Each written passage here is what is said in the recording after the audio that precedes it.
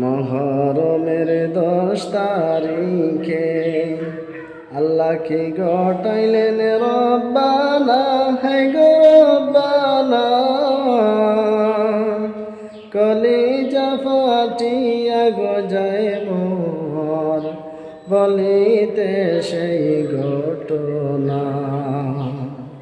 হাসান শহীদ জহর খাইয়া, হুসাইন শহীদ কারবালা, হে গো হুসাইন শহীদ কারবালা।